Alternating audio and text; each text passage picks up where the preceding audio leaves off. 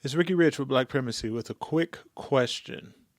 Have you downloaded the Black Primacy app yet? If you haven't, don't worry about it. I just wanted to remind you that it is the number one way to find black owned businesses near you. Whether you're looking for food, fashion, or services, we've got you covered on this app. So download it now and start supporting black owned businesses in your area today. All right. Link in the description.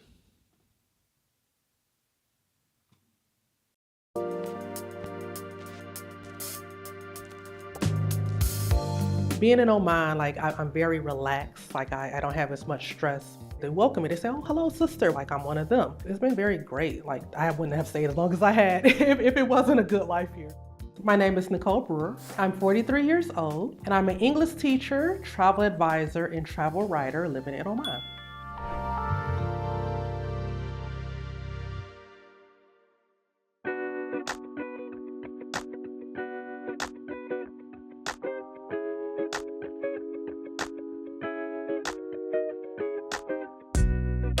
Initially, when I was looking into moving into the Middle East, I was first considering Dubai because, obviously everybody knows the UAE. Honestly, it was just by chance, by the grace, that I came across the posting for Oman and decided to give it a go.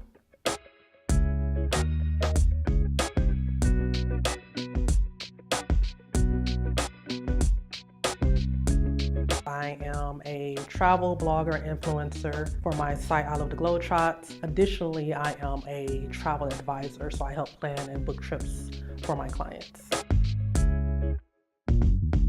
So I am living in a fully furnished 2-bedroom, 2-bath apartment, which is around 250 Omani Rial a month. So that's like around $650 US per month that I pay in rent.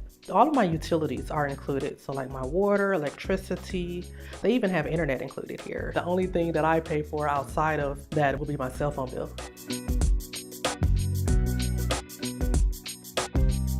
My biggest expense is food and taxis because I don't drive. I spend roughly 25 to 30 Omani Rial, probably a week on groceries. So that's equivalent to about $75 to $80. So I eat out like once a week, if that. So if you add that in, maybe like $400 on food.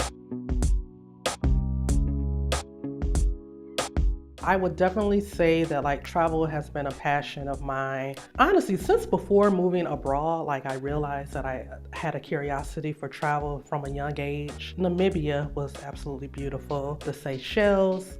One of the things about living in the Middle East, middle of the world, is just the location. The African countries, I'm very grateful to have opportunity to go to because they're quite expensive to get to from the States. So I've been trying to take advantage of where I am.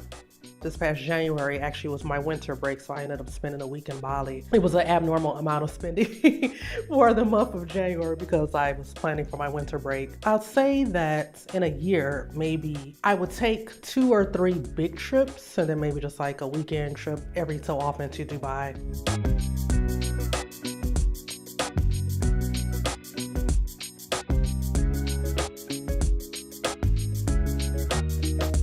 Paid my credit cards down to 0. Even traveling to Bali last month, I did have some expenses, hotels, what have you. I paid on my credit card, but I paid it completely off.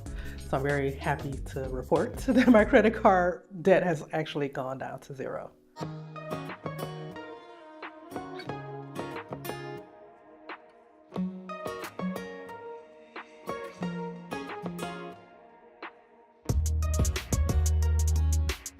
I didn't think it would be a challenge to find a new job, but that was at the beginning of the recession back then. So I just recall I was on unemployment for about 5 months, and I think I had 6 months of unemployment available. So getting down to that last month, I remember I got scared and I was like, okay, what are you gonna do if your unemployment runs out, you don't have a job?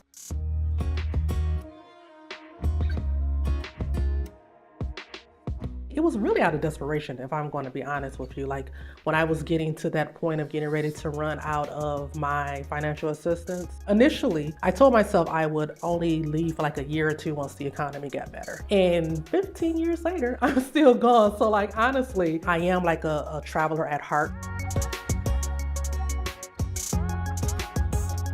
When I decided to go to Korea, I basically only had 2 suitcases packed. Fortunately, at that time, being recruited to work for the education department in Korea, they help set you up like when you're first moving to a new country. They help you with relocation.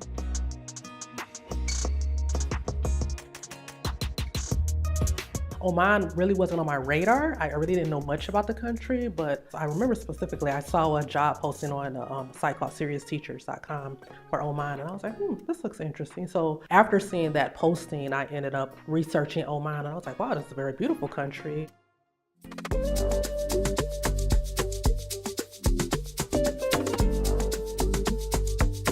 I have had an incredible experience living in Oman. It's a very safe and peaceful country. Obviously there's a culture shock when you first land, but I feel like I'm pretty flexible and I was able to go with the flow. I definitely have taken on like the Omani culture of just like, inshallah. Like what will be is kind of like the phrase here in particular in Oman. Thinking back on my time in the States, I probably was way more uptight, way more just like angry, what have you. Just like the energy of being back home, it was very toxic in certain ways.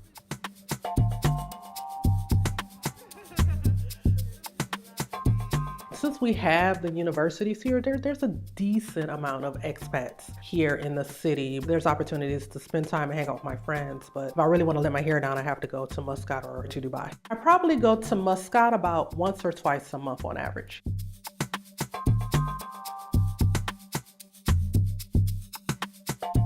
I don't really fear living here as a Black woman. When I'm back home in the States, obviously you look at the political climate and things that are happening back home. It's a struggle. I honestly, I worry about like my friends and my family back home at times. So I am very grateful to live in a country that is so safe. It's definitely not without its challenges. I will say it's not an easy life to be on the other side of the world from your family, especially when emergencies and family situations come up. It's for sure a culture shock for the average person to come to a place that is more conservative, as far as conservative in dress and just like the atmosphere of certain things that you can't discuss. But for someone like me who is very flexible and a very just like laid back, go with the flow type of person, as long as you respect the culture, it's a nice life. It's a good way to live.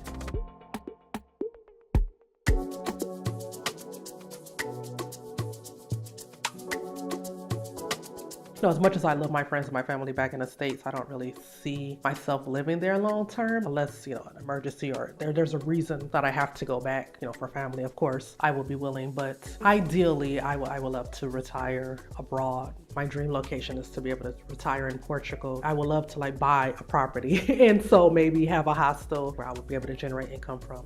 If someone wanted to live the expat life, I would definitely say to not let fear or like outside voices deter you from your dream. If I would have listened to people about moving to the Middle East, people were like, oh, it's so dangerous. And here I am living my best life, here in Oman, one of the safest countries in the world. Reach out to people like me and other expats who are living in unique places. We are out here, we're on social media, we're on different forums online. I want to pay it forward. People did that for me, so I'm definitely willing to do it for other people.